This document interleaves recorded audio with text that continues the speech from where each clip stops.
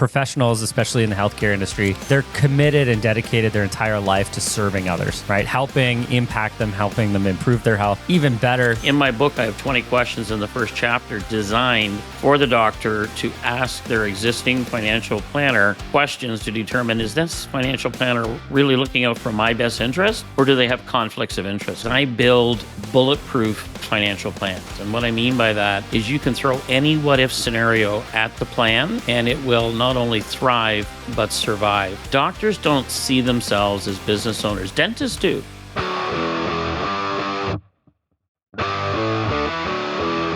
Good day and welcome to the Wealthy Entrepreneur Podcast. I am your host, Bob Gauvreau. It is so good to have you with us here today. Listen, I'm actually excited for this session for a few reasons. One, we've got a really great guest. His name is John Moakler. I'm going to share you some information about him in a second. But the second reason is this is called the Wealthy Entrepreneur Podcast. And John and I have a shared story about the wealthy entrepreneur that I want to share with you. And it didn't start out as a very good story, but at the end of the day, it all worked out. And now John and I are collaborating together under a wealthy entrepreneur brand. So excited to share that story with you. And there's some good insights on how to resolve conflict in there as well. But in the meantime, I want to just share with you a little bit about John. John is a financial advisor who devotes enormous amounts of his time and energy to the health of his clients. So the financial health of his clients. He's a financial planner, well known across Canada, wants to rectify the imbalance between clients and their information of how to build a financial plan. He works specifically with physicians, dentists, and business owners. That is his focus, and that is what he wants to bring to the table. He is a best-selling author of a book called Heal Thy Wealth, which I'm going to share with you as well. John has a dinner series called The Wealthy Entrepreneur that we're going to hear a little bit about along the way as well. But really excited to bring in John today. Again, financial expert focused on healthcare practitioners. John, it is great to see you again. And we've got lots of things to talk about, but I would love for you to maybe kick this off and share a little bit about how you got started and details about your journey along the way. And I'll be sure to probe on certain areas to go a little bit deeper. Fantastic, Robert. Thank you for having me this morning. Well, my journey really started back in university because I went to University of Waterloo for math and computer science. And while I was there, they decided to test out this new concept of sending us down the street to Wilfrid Laurier to take business courses. So I was the first Waterloo students to go through, and I didn't get the double degree. I got a business minor, but that eventually became the double degree going forward.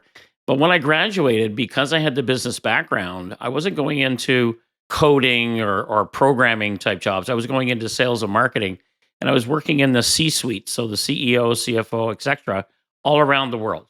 And I really enjoyed that. And I worked with hardware companies, software company, outsourcing companies. And my last stint, I did a very successful startup software company at an incubator at Young and Eglinton. We were a Delaware-based corporation. We were one of 12 in the incubator, but we were the most successful one because we started with 1.2 million US in December of 2000.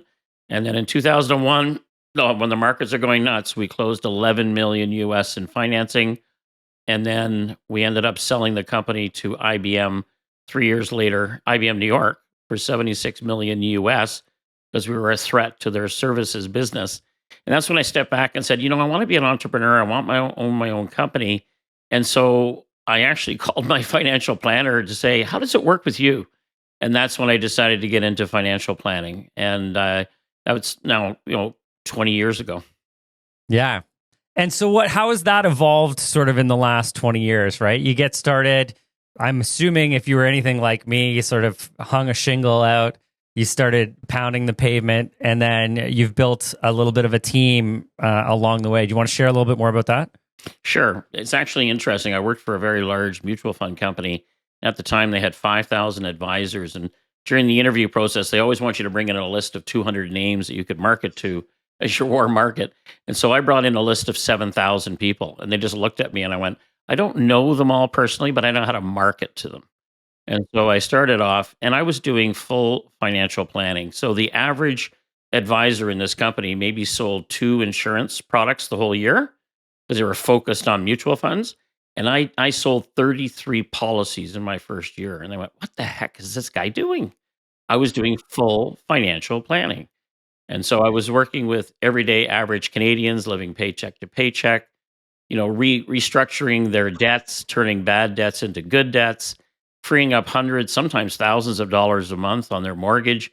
And then I would use that money to free up to then fulfill their goals because we went through a goals section and we would put bumper cars around the family, plan for the kids' education, and then start planning to invest for retirement. All right. So now knowing where you are now and saying you started out with, the everyday Joe, which I think, listen, when we get started, a lot of times we essentially have to take the work that's available to us, right? As we start to build up a little bit of momentum, and then we can start to get a little bit more selective and find out really truly the passion areas for us to maybe focus on in our business. So as your financial planning business evolved, did you focus on a specific group as you continued to grow your company? That is correct. So what I did, I stood back after 2008 when the markets crashed, and I said, who didn't get affected by this? Like, who didn't lose their job? Who continued to work? And the answer was doctors, not dentists, because dentists, people did cut back, but doctors. And so then I decided to try to target doctors. And so I decided to try, I'm going, okay, they're busy Monday to Friday seeing patients. So why don't I hold a breakfast session on a Saturday morning? I did that and nobody showed up. I failed. Yeah. And then I said, okay, let me try lunch. Maybe they'll come out for lunch. Maybe they're sleeping in the morning. And nobody came out for lunch. I went, what the heck? And so I called some high-end restaurants and said, do you guys do any dinner seminars or lunch seminars for doctors? And they go, oh, yeah, we do them all the time. Who's doing them? Pharmaceutical companies. I said, really? Pharma companies. And when did they do them? So they were doing them Monday and Wednesday nights starting at 7. I went, okay, I'm going to do Tuesday and Thursday. And that's where I started doing the dinner seminars in 2009. So walk me through that a little bit more. And I love that that's a fascinating story too, because you hear a lot of people, the first time they go to run an event or anything, it's usually a pretty challenging fail, right? And can be a little bit discouraging to try again, And so to be able to find that sort of specialization, the time that makes it work, can you maybe share with me now what that event series looks like, how often you're doing it, and who it's really targeted to? Well, I like coaching other people and I like public speaking. And so I'm a natural when I'm up at the front doing the dinner seminars. And really, it's a case of getting a list of the doctors, finding the right restaurant, because here in Canada, doctors could eat out every night of the week because they get bombarded by everybody. So your messaging has to get through. So it starts with the dinner seminar invite. And when you get it, it's designed that it gets to the doctor. The staff is not blocking it. There's a secret sauce in that. But inside the invitation, you've got immediate credibility because you have testimonials. You're answering the question, what's in it for me? Why should I come? And so the agenda is there with top points that would attract to them. And then, of course, being a best-selling author, I have my book in there as well. And so the funny thing is, when I left corporate Canada, because I was only getting like 20 or 30% of the doctors in the audience wanting a follow-up. And when I left corporate Canada in 2013 and went out on my own with my staff, I went from 20 to 30% wanting to meet with me to 75 to 80% wanting to meet with me. And so I knew I had something really, really special. And then I started coaching other advisors across Canada. Excellent. And so first and foremost, you mentioned your book, so I'm going to just drop it in here, Heal Thy Wealth. And it says how doctors are misdiagnosing their own financial health and what they can do about it. Fantastic release. Congratulations on the bestseller status. That's always awesome. Let's jump into maybe some of the challenges that you do see on a regular basis. So specifically, what are some of the patterns and pitfalls that you see with doctors, dentists, and clinic owners when it comes to their finances? Well, the challenge for them is to really find a trusted advisor who's looking out for their best interest. Because in our industry, people sell product and move on. I call it hit and move on, hit and move on. And so when I'm trying to find other John Moaklers in Canada, I'm having a challenge finding those people because I want them to have, financial planning designations. Because I went back to school in 2009 And inside of 1 year, I got both my CFP, Certified Financial Planner, which is kind of like the gold standard, and the CLU, Chartered Life Underwriter. But it was really the CLU that gave me all the knowledge on estate planning and working with high net worth people and doing estate planning. And so really it was just that evolution of now working with doctors and dentists and holding the dinner seminar. And so inside the dinner seminar, I'm not selling product. That's the big difference. And I come out even 20 years later when doctors come to my dinner seminars and they go, "Where have you been for the last 20 years?" And and they go, "I haven't seen a lot of this stuff anywhere." Because I go through case studies and I explain to them what how does financial planning impact you and your family? And that's really the messaging that comes out from the case studies. Yeah. No, that makes sense. Now, we could probably agree, right? Professionals, especially in the healthcare industry, they're committed and dedicated their entire life to serving others, right? Impact them, helping them improve their health. Even better, if we could get more into proactive healthcare, that's my advocacy as far as we go there, because I know how important health is. But they commit their entire profession and their careers to serving others, but they often neglect their own wealth planning. Do you want to speak to maybe how they neglect themselves when it comes to their finances? Well, I tried to even get into, University of Toronto has a medical program, but I was blocked because they're going, "No, we don't allow doctors to attend sessions that's only helping them personally. It's got to be tied to their practice." So the financial planning you're doing and want to talk about, it's not tied to the medical practice. It's more about them personally. So it really gets down to the College of Physicians and Surgeons, blocking people like me. I think they should go through a vetting process and make sure, because I said, I'm not going to be selling any product. I just want to explain to them what they need to do. They're coming out of residency with lots of debt. Should I incorporate? Should I, not incorporate? When's a good time to incorporate? Planning to start a family. So they're so busy that they don't have time to focus on investments. And then they might hook up with someone. And in my book, I have 20 questions in the first chapter designed for the doctor to ask their existing financial planner questions to determine, is this financial planner really looking out for my best interest, or do they have conflicts of interest? Because there's so many conflicts of interest in our business. And I have case study after case study where products were sold to people and they have no idea why they have them. And typically they're designed wrong. I would agree with that wholeheartedly, but it is based on the advisor, right? It's finding the right person who has the interests of you, and you the entrepreneur, you the physician, dentist, medical practitioner, whoever has your interests, top of mind versus their own. So absolutely agree with that. Let's talk about some of the financial structure. So when you're thinking of the practitioner who's out there and you're looking to give them some guidance on what that structure looks like that's maybe optimized for them, what are some of the ways that you would see that structure would be best for them? Well, when I was researching my book, I found out that they're not allowed to hold any real estate inside their medicine professional corporation unless it's linked to their practice. So I do run into situations where they're breaking the rules.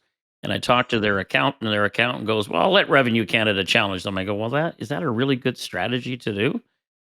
So I educate them on opening up a separate company. I don't want to call it a holding company because, again, they don't want them having holding companies because they have malpractice insurance, so they don't need holding companies. But we call it a real estate investment company.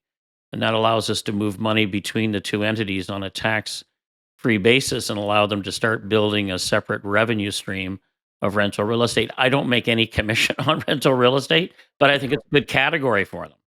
And so I educate them on how we can tax efficiently get money out of the corp and really get not only coverage for the family when it comes to risk management, but using those dollars to now also invest in rental real estate.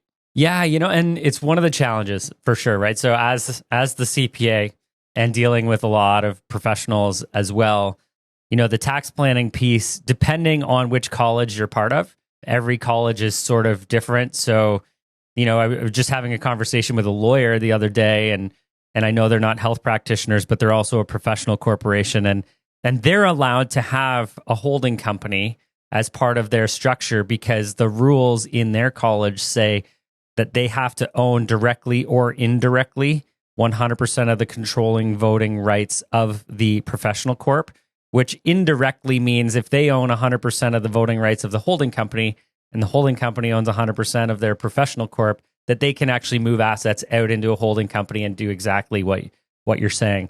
The one challenge that we do have in the medical practitioner piece, and John, just as you've said, we do that structure very similarly.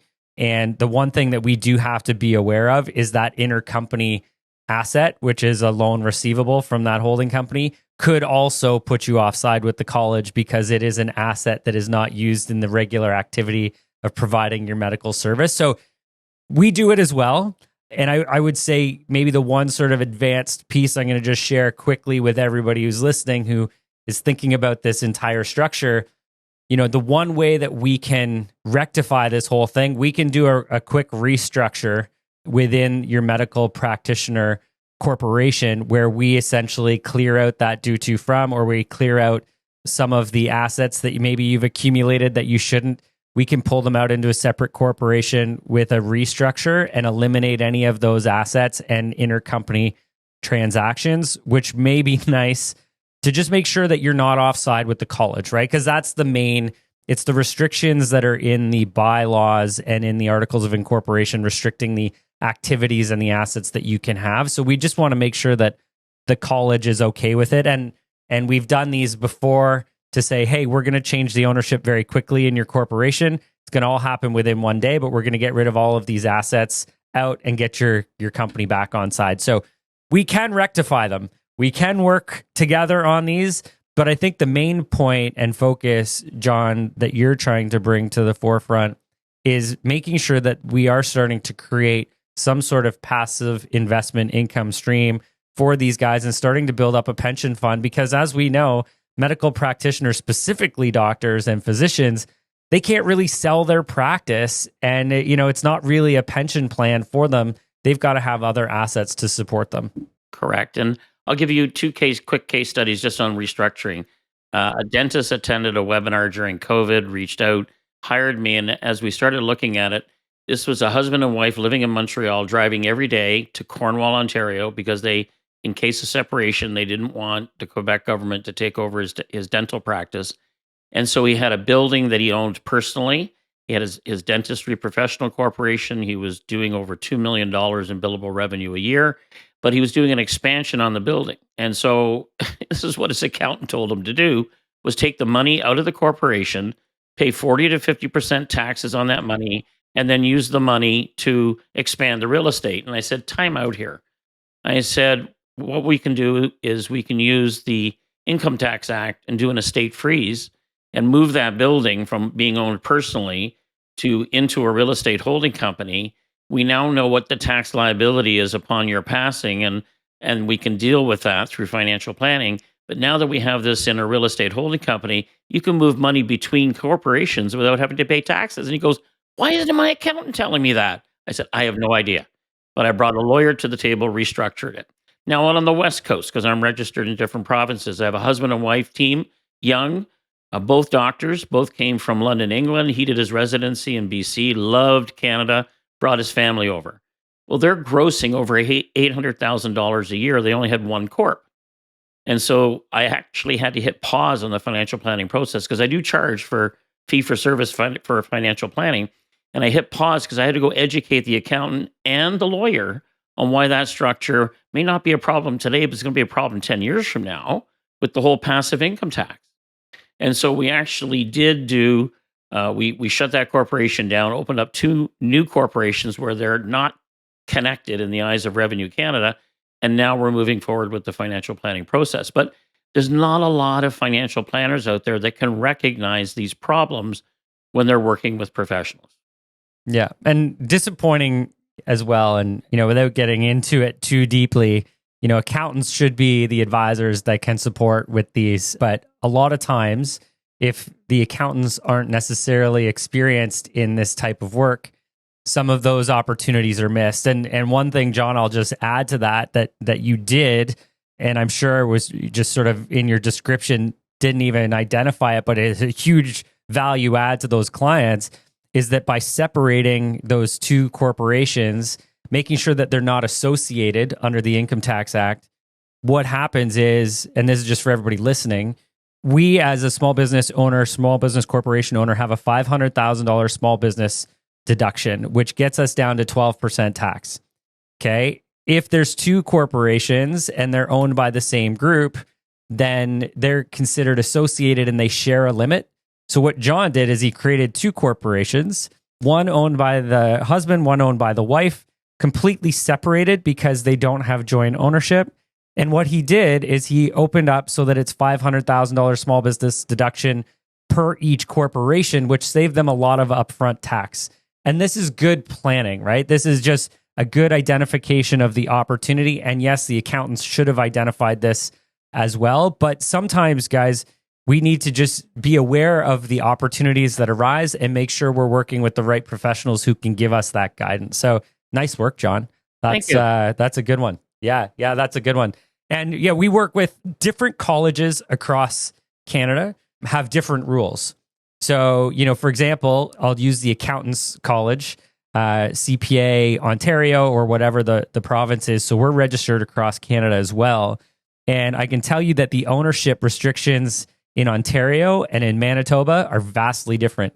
We're in Ontario, and I'm just highlighting this because it's fresh for me, but in Ontario, I have to be the only owner of the corporation. And in Manitoba, we can actually have a holding company that's owned by, spouses, kids. So there's more income planning opportunities.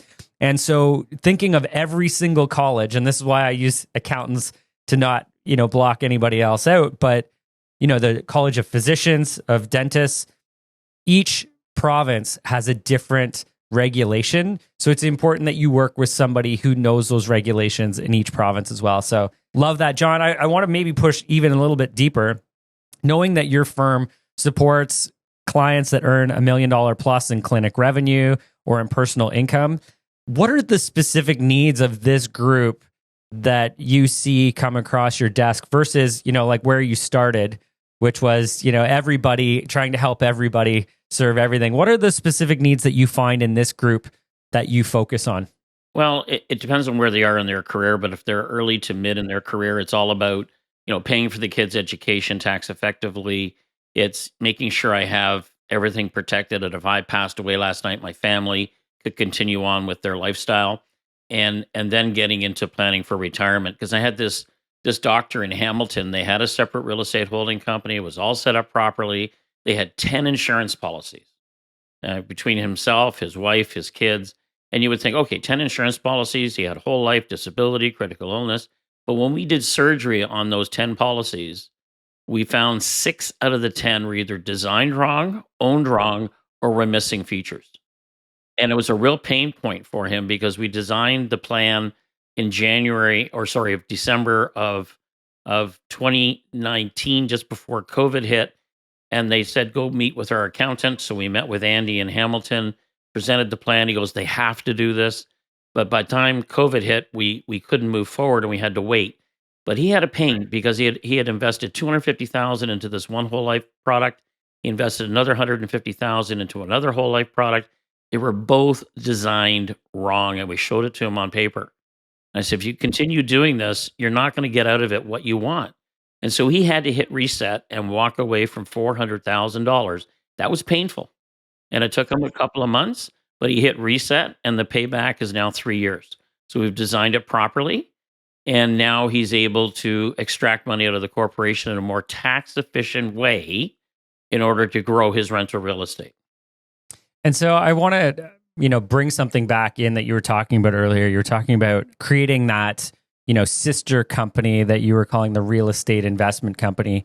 And part of the reason, and you highlighted it at the time when you were mentioning it, to pull money out of the corporation, we have to pay dividend tax, right, as shareholders. So for you physicians, dentists, other clinical practitioners, healthcare practitioners, really anybody who owns a company, right, to pull money out personally and make those investments personally, we pay up to 43% tax on it. Not ideal, right? And so the benefit of setting up that related company is that you can transfer money from corporation to corporation with no tax, but you can't transfer money from corporation to personal without paying tax on it. So part of the structure that John was talking about earlier, that's a huge benefit, right? Because if you have, let's say, $100,000 to invest and you invest it personally, you pay $43,000.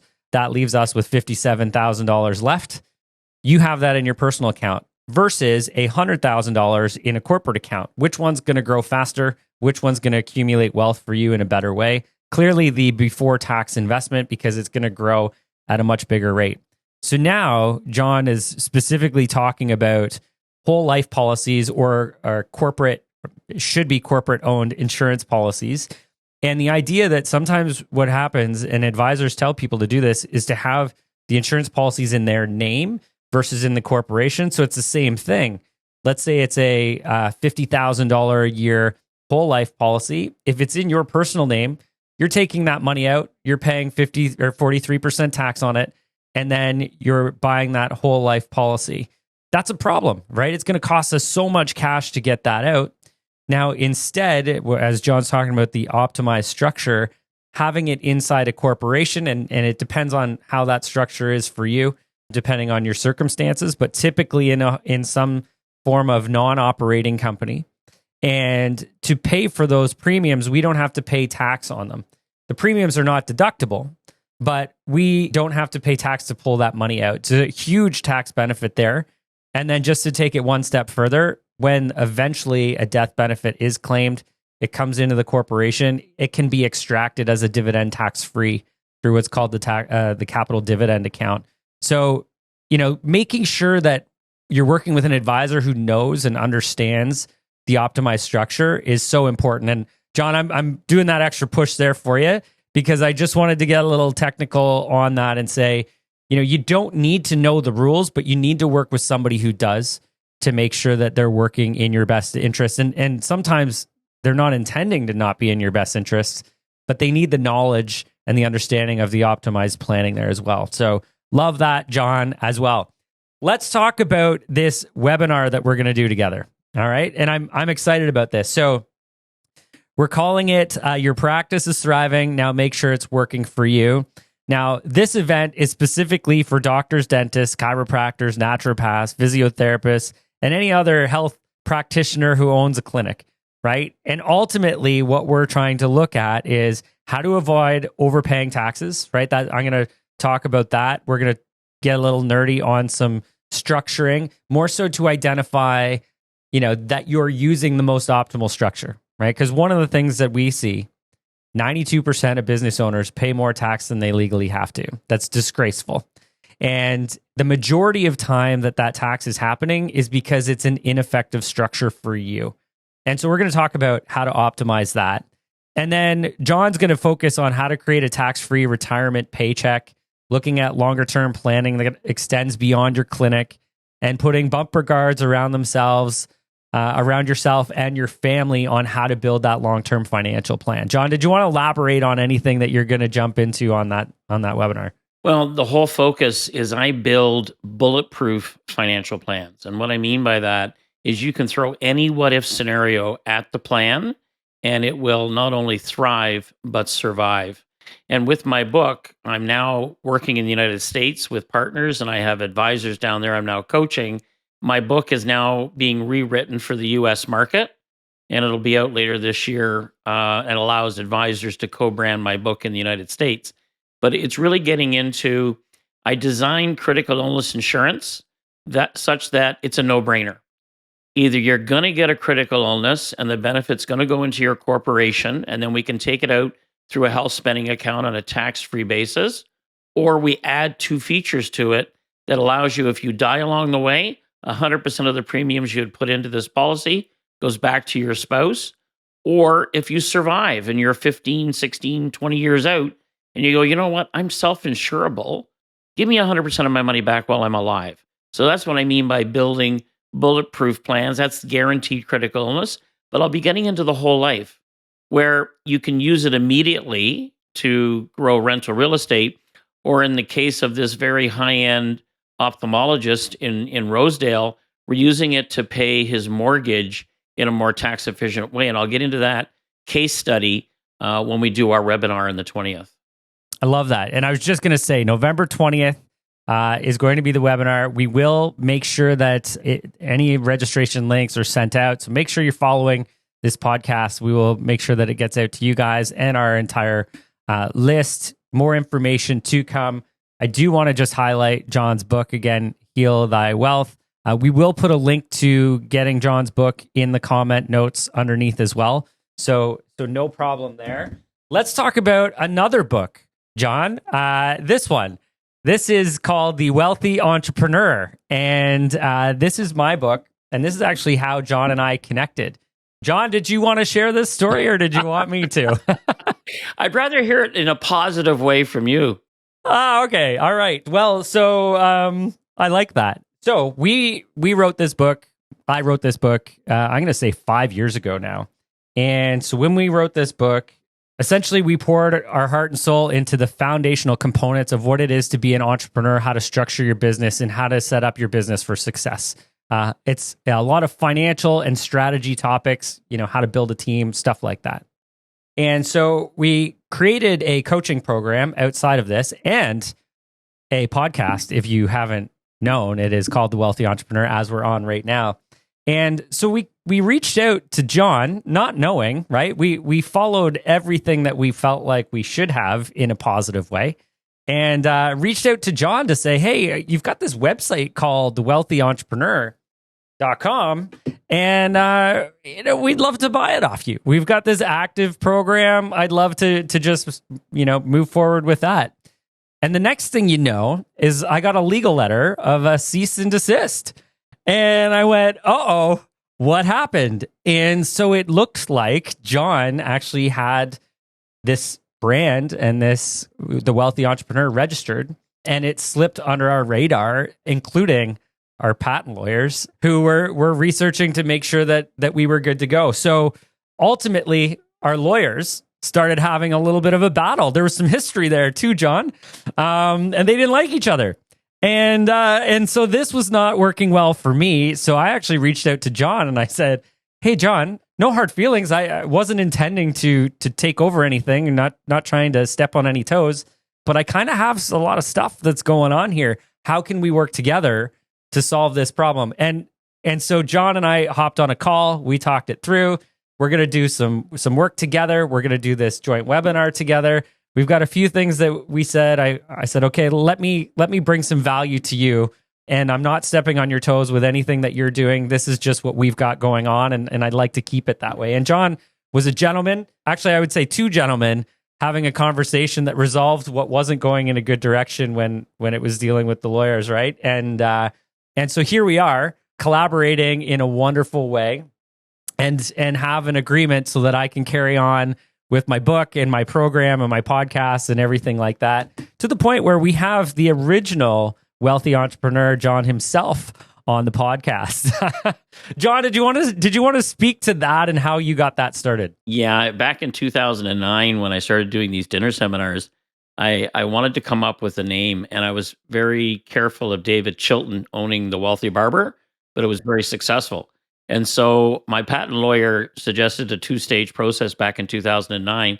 So we did get eventually the trademark, The Wealthy Entrepreneur, and then I bought .com and .ca. And so my dinner seminar series is The Wealthy Entrepreneur.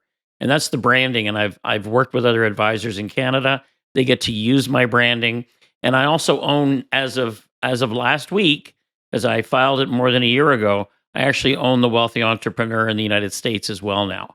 And so they're going to be branding the Wealthy Entrepreneur Dinner Seminar Series down in the United States. So that's really the whole thing behind it is, yes, it's Moakler Wealth Management, but my dinner seminar series was thewealthyentrepreneur.com. But, Robert's correct. When we chatted, we realized, it's complementary. It's not competitive. And why not work together? That's a much better way. And let's let the lawyers off the hook and let's just go forward together in a more pleasant way. Yeah, that's a nice way to say it. We let them off the hook. Yeah, and you know what? We didn't have to pay any of their bills to not resolve anything either. So I think, guys, really truly was a really great learning moment for anybody who's listening, where it's like, you know what? You still can just call and have a conversation, rational conversation with people. And where, there may be legal parameters that are being forced upon us to say, no, absolutely not. But then you can actually just have a working relationship to make sure that it's a win-win situation for everybody. And, try that. Try getting on a phone and having a conversation, because there is another human being on the other side. And you know what? They're probably not trying to mess with your business or anything like that. You could probably have a really great partnership or collaboration going forward if you just work together. So thank you for that, John. It's been great to get to know you and also to put on this webinar together. I'm really excited about it. I am too. I'm looking forward to the 20th, just to open people's minds, because again, in my industry, and that's really the industry that's at fault. And I'm part of Advocates. I'm just stepping down after 3 years of being the president of the Peel Halton chapter of the Financial Planners Association of Canada. I was the membership chair before that. But we're really trying to get, when someone calls themselves a financial planner, and I met with Doug Ford and Vic Fideli when Vic was the finance minister. That's coming on 4 or 5 years ago. And I said, Vic, give me your business card. And I scratched off, the finance minister, and I wrote in financial planner, and I handed it back to him. And I said, you're now a financial planner. He goes, what? I said, yeah, there's no regulations. I said, lawyers have regulations, accountants have regulations, pharmacists have regulations, physiotherapists have regulations, financial planners do not. And unfortunately, it's still getting watered down that as long as you have your mutual fund license, you can call yourself a financial planner. To me, that's very dangerous, because I have to do at least 30 CE credits a year to keep up my designations. And you are building financial plans. And they've got to really focus on that in the industry, because there's too many people out there calling themselves a financial planner. They don't have designations. And, when I ask someone, do you have a financial plan? They go, oh, yeah, I got a financial plan. I say, great. Let me ask you a couple of questions. What date in your financial plan can you afford to retire and not look back? Dead silence. Okay, let me help you here. What does your retirement paycheck look like? How much is taxable? How much is tax preferred? How much is tax free? Silence. And I say, okay, may I suggest, I think you have what is called an investment advisor and not a financial planner. Because if we look at an 8-slice pie, investments is one slice of the pie. I'd like to talk to you about the other 7 slices. Would that be okay? And they just look at me going, what am I missing? Right? And that almost all of it. Yeah. And so that opens up the dialogue, right? Yeah. 100%. You've got my mind just thinking in so many different directions of so many things that we could talk about today. But I want to maybe just push forward in keeping on the theme of the wealthy entrepreneur, and knowing that you work with a lot of healthcare practitioners and professionals. I've had a lot of coaching over my career, and I invest in coaches all the time. And one of the very first things that my coach said to me is, when are you going to stop calling your accounting firm a practice? And he said, are you still practicing, or are you actually going to take this serious and be a business owner?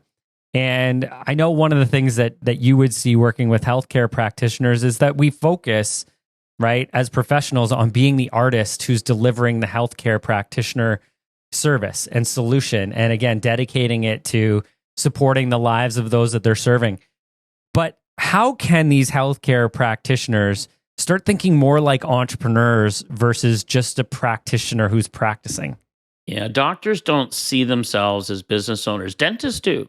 And it's really because dentists have to hustle to get a client list, bring them in the door. Sometimes they have to own a building to house their practice. They own equipment and machines and staff, and they have a huge payroll. Whereas doctors could just be giving away 10, 20, even 30% overhead, and everything's taken care of, and they just have to show up, see their patients, and go home. And they don't see themselves as business owners.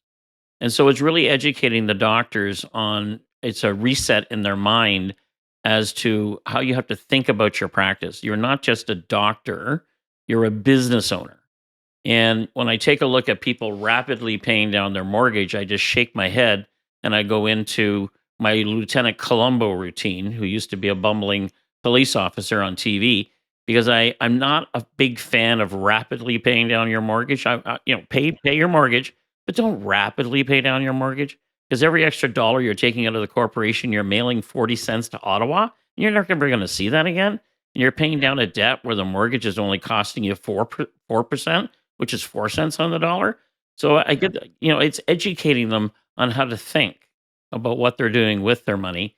And, they have so much money, sometimes they don't know what to do with it. And this one doctor in Toronto, when we went through the process and they said, okay, we're spending 25,000 net per month in our lifestyle. Well, that's a nice lifestyle. And I don't, judge anybody. But when I looked at their income taxes, their personal tax returns over the last 2 years, they were paying themselves 38,000 net per month. So that's an extra 13 grand times 12, 156 grand a year. She's been an OBGYN. He's a high-end corporate CEO. And I said, okay, that's 10 years. That's got to be $1 million of personal assets. Let's look at your assets. Nothing. And so they went, oh my God, our spending's out of control. And so again, we had to hit pause in the financial planning process and figure out where all their money's going. And so we did manage to get it down to 22,000 net per month. And now we have a plan, targeting for retirement. And you know what? I would even say as well, and I love that, I would even say as well, it comes right out of school. The mentality of physicians, because like you said, you kind of walk into, here's your business, here's your clients, here's your patients, here's your revenue. It's covered under OHIP. There's administrative components to it, but ultimately you just start being a doctor.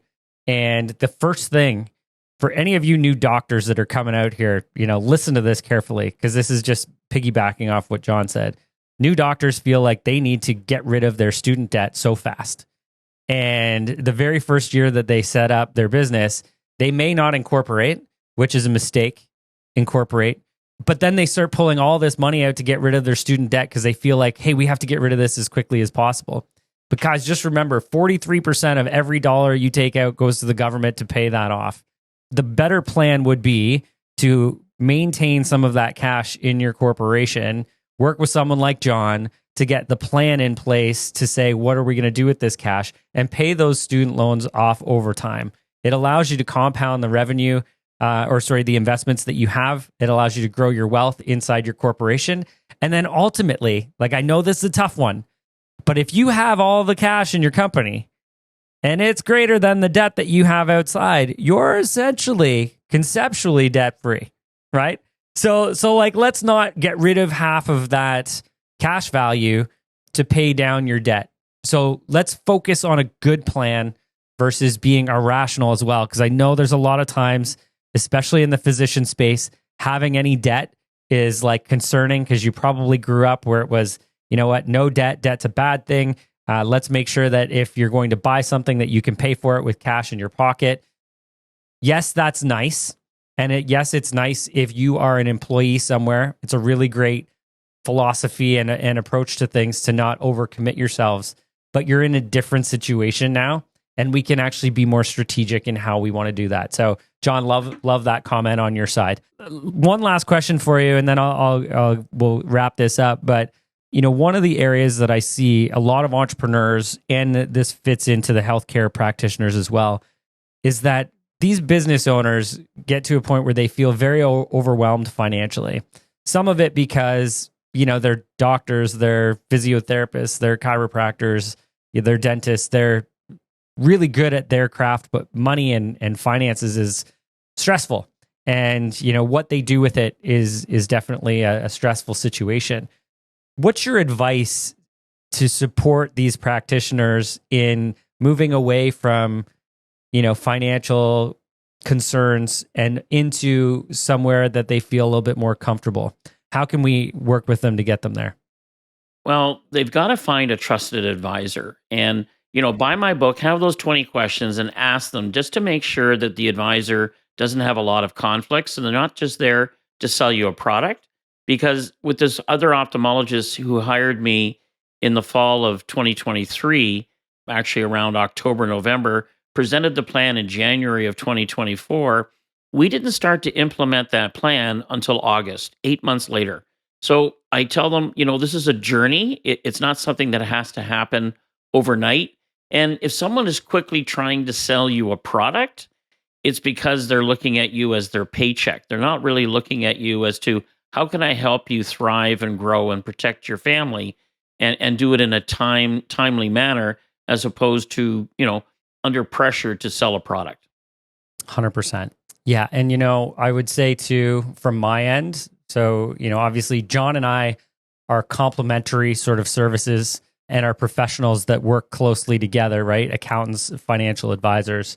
And on my side, making sure that you're not stressing about your ongoing bookkeeping or your record keeping or, the ongoing finances of the business. Outsource that headache to someone who knows what they're doing so that you can focus on one, feeling confident about it, but two, focus on doing your care and your, whether it's dental, physiotherapy, physician, whatever it is that you're good at, focus in that lane, right? And continue to own that zone of genius, but don't get yourself all stressed out over minor financial reconciliations or stuff like that. Let the people who know support you along that journey. And the same would go for finances, Sometimes people are going, oh, well, how do we do this? And self-directed funds and how do we choose investments? Work with somebody who can take that stress off of your plate for you and help you build that wealth plan, right? There's no need for everybody to stress about every single thing when there's experts who are there who, when you have to find them though, they're in your best interest, they're working and they're advocating for you. Work with them and they'll help make your journey so much easier. John, this has been an absolute pleasure. I'm going to leave you with one last question.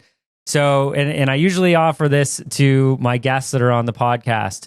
So obviously you've been in the business for a while, starting especially in the financial industry back in 2009, 2008. And so if you were thinking of yourself back when you started, and you've got a lot of knowledge now, right? We know that 19 years later, there's been a lot of learning. There's been a lot of failures on, creating seminars where nobody shows up because you didn't have the right day or time. What is it that you know now that had you have known when you started, you would have been in a better position to succeed? And especially in my business, you really need to see yourself as a business owner as well. And the reason why I'm so successful in these dinner seminar series is there's a cost barrier for a lot of advisors because they don't see the big picture. So what I would have told myself back in 2004 is go to back to school faster because I waited, 5-6 years to get my financial planning designations. If you really want to be a financial planner, get educated. Number one. So I would have told myself, get educated faster. Number two, I would have hired my assistant faster because, you're looking at it being an expense and can I afford it? But by having an assistant, it frees you up to do more of billable work that you can do and put together. And then obviously niche marketing, where I would get in to do the whole doctor and dentist vertical a lot faster because you become an expert in that field. They start to recognize your name. And, it's really funny. Recently, I had an advisor, a competitor in another company, call me and say, I'm working on this doctor, and he told me to call you. I went, what? And so we actually are collaborating on the deal, which is kind of interesting. But I was shocked that a competitor would call me and say, Can I get your help here, please? Right? Awesome.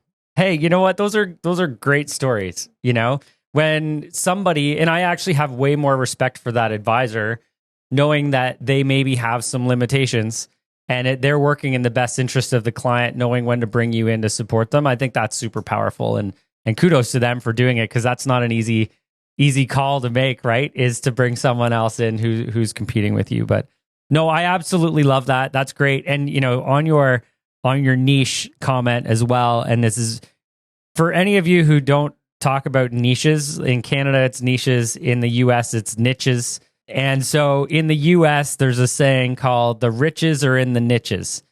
And so the idea is the more you can focus and become a specialist in one specific area, focusing on bringing value to a certain market, the more premiums you can make, the more easily it is going to be that you can market your services, differentiate yourself as well. So yeah, love that too, John. That's fantastic. John, thank you for joining today. This has been a pleasure to have you on. Lots of really great insights that you've brought to the table. Well, thank you very much for having me on, Robert. And again, I really look forward to our webinar. It's going to be in the evening on the 20th of November, and I hope we're sold out. Absolutely. Well, as much as we can sell out an online event. We're going to make sure that there's as much room for people before we crash the system, but really excited about it as well. Yes, the evening, November 20th, focusing on the fact that your practice is thriving, now making sure it's working for you, helping you understand, the optimal structure and building out your financial plan for future success. So John, pleasure to have you on here. For everybody, thank you for joining us today. This is the Wealthy Entrepreneur Podcast. I'm your host, Bob Gauvreau. It is always a pleasure to have you here with us. Make sure you give us a follow, right? Every single week, we're releasing a new episode. We would love to have you following us on our journey. We continue to bring in great experts like John and entrepreneurs to share their story, their insights of how they've succeeded, how they've failed and overcome those. So make sure that you check us out and follow us going forward. If there's anything that you've heard today that you feel is valuable to another entrepreneur or clinical practitioner, healthcare practitioner, grab this information, give it a share, send it off. We're here to empower entrepreneurs with the financial confidence they need to be financially successful. And ultimately, when we're financially successful, we can move the world forward in a really great way. So share that out. We're here to, obviously it's free. So we're here to just share that information and knowledge to help support everybody. And if there's anything in here that you'd like more information on, drop us a comment, drop us a question in here. We will respond to you. We will get you the information you need. Otherwise, guys, once again, thank you for joining today. It's always a pleasure to be your host. Look forward to seeing you next week.